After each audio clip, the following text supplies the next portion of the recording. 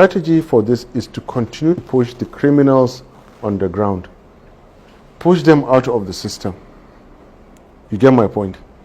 Never again should somebody just walk into a car park or drive into a car park and blow it up, because every car park in Nigeria will be secured by CCTV and scanners and so on and so forth. If you have a president who micromanages Nigeria, it's simple. A Chinese company or in South Korea that manufactures these CCTV cameras, produce me 500,000 and crash the price and bring it to Nigeria. There are Nigerians right now who are more than willing to pay. Those criminals who are, look, it is claimed that you have $2 billion of Nigerian money. I'm not ready to arrest you now, please, but why don't you help us to pay for those CCTV cameras in the meantime? There are many, many different ways to solve these problems. Heavy use of technology answers your question on border, and beyond that, every road, about 40,000 kilometers of roads in Nigeria. Simple. CCTV cameras can cover it. Can I just do a and remember, that is going on concurrently with identifying each and every vehicle and deploying technology with our police and security services and so on and so forth. The moment everybody knows that they are being watched. Not watched to the extent that their privacy is being violated. But in the last crisis in Jos, where so many hundreds were killed, I assure you that will not have been done. That killing will not have been done if there is a database in the local DPO's office that can tell you all the men between the age of 16 and 45 that live in that area.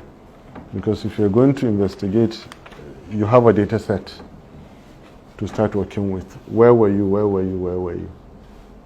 Simple. Now, the absence of a system in which people know they can be called to account is why there is so much insecurity in Nigeria. Somebody can just drive any car anywhere, just go and blow it up. Public area like a car park. What kind of a lawless society? How much does it take to do this? What organization does it take? Nothing.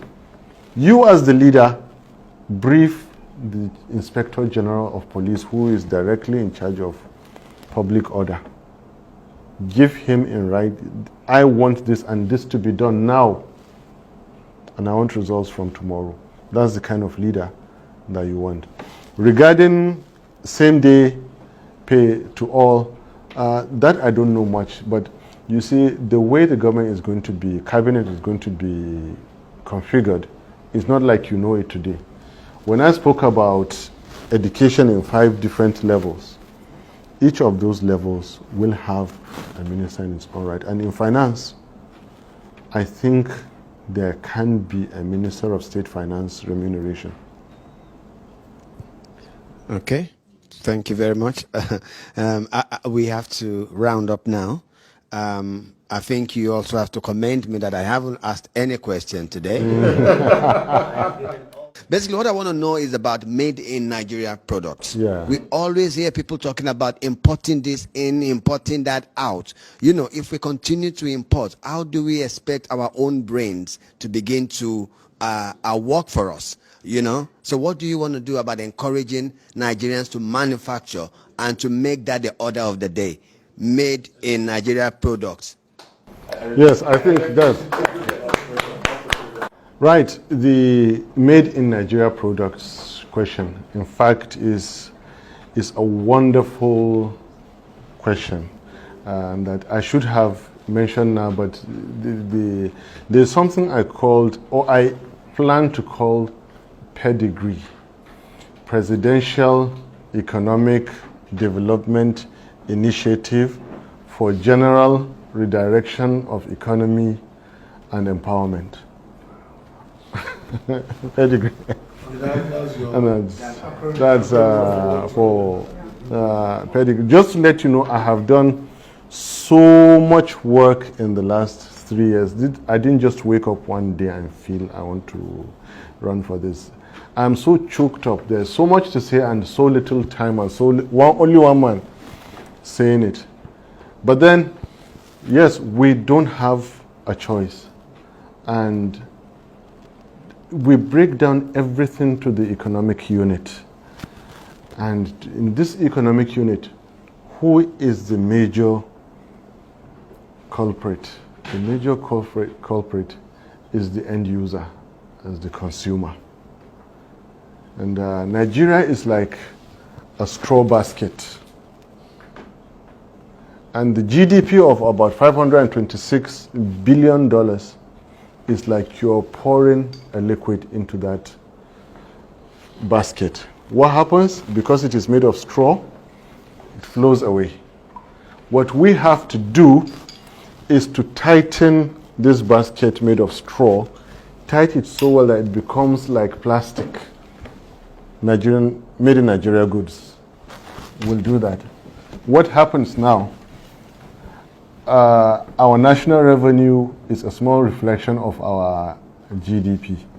And the national revenue is what we expend in the name of budget. What happens? After the oil companies, the the sharing formula, construction companies, because we're a developing country, heavily reliant on infrastructure, construction companies that are foreign take theirs. Airlines, because we rely so much on traveling and all that, take theirs. These are monies that leave the shores of Nigeria.